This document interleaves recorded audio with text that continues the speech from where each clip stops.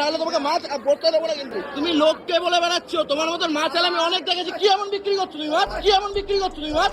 আমাকে রানাঘাটে ইউজুয়ালি আমি ফুড ব্লগার, রোস্টার বা সোশ্যাল ইনফ্লুয়েন্সার, ছাপড়ি এদেরকে নিয়ে বিশেষ একটা কিছু রোস্ট করি না। বাট দুজনকে নিয়ে না বললেই নয়। একজন হচ্ছে ফুডি গ্রেট বলে একজন আছেন। তিনি মোস্ট প্রবাবলি হাওড়ার দিকে কোনো একটা জায়গা করে থাকেন। তো নিজেকে বড় মাপের একজন সোশ্যাল ইনফ্লুয়েন্সার, কন্টেন্ট ক্রিয়েটার মনে করেন। তো বাজারে গেছেন, মাছওয়ালার সঙ্গে তার বাকবিতণ্ড লেগেছে। মেবি 140 টাকা বাকি রেখেছিলেন কোনো মাছওয়ালার কাছে। তো যখন বাকি নিয়ে গেছে মাছটা নেওয়ার সময় তো তার দেখা উচিত যে সে মাছটা ভালো দিচ্ছে খারাপ দিচ্ছে। একে তো বাকিতে নিয়েছে। তারপর মাছওয়ালা মেবি টাকা পায়নি, কয়েকজনকে বলে বেরিয়েছে কিনা, সেটাকেও দেখতে যাচ্ছে কিনা জানি না। বাট তিনি সেটার ভিডিও তুললেন, সোশ্যাল মিডিয়ায় পোস্ট করলেন, নিজেকে বড় মনে করলেন। তারপর কি দাঁড়ালো? মাছওয়ালার রেপুটেশন গেল কি গেল না, বয়োজ্যেষ্ঠ দাদা জ্যেষ্ঠ একজন বয়স্ক মানুষের সাথে দুর্ব্যবহার করলো। করে টোরে দেখা গেল তিনি বললেন যে আমার ভুল হয়ে গেছে। তিনি আবার সেটার কনফেস করে বলেছেন আমার ভুল হয়ে গেছে, ওভাবে কথা বলাটা আমার উচিত হয়নি, ক্ষমা প্রার্থী হয়ে আবার একটা ভিডিও করতে গেছেন। মানে ফার্স্টে তেজের ঠেলায়, রাগের ঠেলায় নিজেকে বড় সোশ্যাল ইনফ্লুয়েন্সার, এমনও নয় যে প্রচুর সাবস্ক্রাইবার আছে, তাও না, মোস্ট প্রবাবলি 54 ইয়া এরকমই সামথিং 65K সাবস্ক্রাইবার আছে।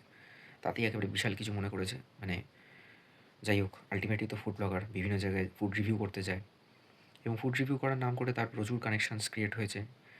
যাই হোক, ফুড রিভিউ করা মানে ম্যাক্সিমাম টাইমস তারা নর্মালি উইদাউট পেমেন্টই তারা জাস্ট প্রমোশনের নাম করে তারা বিভিন্ন প্লেট সাফাই করে আসে। তো সেরকমই একজন ফুড ব্লগার, ফুডি ক্রিয়েট, তিনি গেছেন গিয়ে একজন মাছওয়ালার সাথে দুর্ব্যবহার করেছে। এর আগেও অনেক কন্ট্রোভার্সি তৈরি হয়েছিল তার বাড়ির লোককে নিয়ে। বিভিন্ন জায়গায় তারা নাকি টাকা পয়সা তোলার নাম করে এরকম প্রচুর কাজকর্ম করে বেরিয়েছে। এবারেও তাই করেছে। এবং অন্য কোনো রোস্টার বা কেউ যদি তার সমালোচনা করে, তাদের এগেনস্টে পুলিশে কেস দেওয়ার হুমকি টুমকিও দিয়ে থাকে। তো যাই হোক, এরপর তিনি কনফেস করলেন, করে বললেন তার যেটা ঘটেছে সেটা নাকি তার উচিত হয়নি, ভুল হয়ে গেছে। নিজেই গেছিলাম তার কাছে ক্ষমা প্রার্থী হয়ে। থেকে বড় আমার যে কথাটা বলা হয়েছে আমার টোনটা ভালো ছিল না। দেখো, আমি নিজেই গেছিলাম তার কাছে ক্ষমা আমার প্রার্থী। টোনটা ভালো ছিল না। সত্যের জয় সব সময় রয়েছে, ভয়ের কি আছে, তোমরা আছো তো পাশে। একবার সোশ্যাল মিডিয়াতে পোস্ট করে দেওয়ার পর সেটাকে নিয়ে আবার রিকনফেস করে নিজের ইমোশন বা নিজের গুডউইলটাকে বাঁচানোর জন্য যে ক্ষমাপ্রার্থী হয়ে যেটা করলাম সেটা ভুল হয়ে গেছে, হয় না, জানেন তো। সোশ্যাল মিডিয়াতে এমনি আজকে যেটা সেটা মুহূর্তের মধ্যে ছড়িয়ে পড়ে।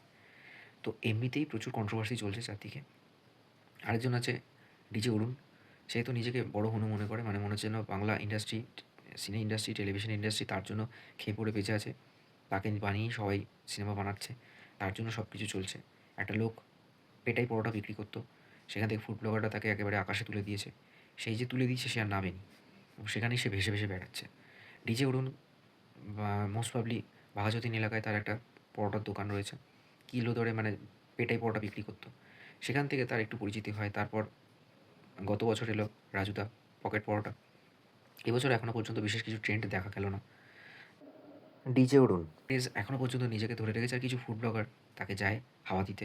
সে গ্যাস খেয়ে আরও উপরে উঠছে এবং সে নর্থ বেঙ্গল অব্দি চলে গেছিলো প্রমোশনের জন্য। বহু নর্থ বেঙ্গলের লোকজন তাকে ডেকেছিল। এখনও সে নিজেকে দিয়ে বেড়াচ্ছিল। এখন মনে করে তার জন্য 130টা পেজ চলেছে। তো এরকম ভুলভাল কিছু ফুড ব্লগার আর ভুলভাল কিছু হঠাৎ করে গজিয়ে যাওয়া যে লোকগুলোকে এতভাবে হাইপ করে তুলেছিল ফুড ব্লগাররা, লাইক ডিজে অরুণ স্পেশালি মেনশন করছি, সে এখনও হাওয়ায় ভাসছে এবং নিজেকে যে কী মনে করছে এক ঈশ্বর ছাড়া কেউ জানে না। দেখা যাক কতদিন হাওয়ায় ভাসতে পারে।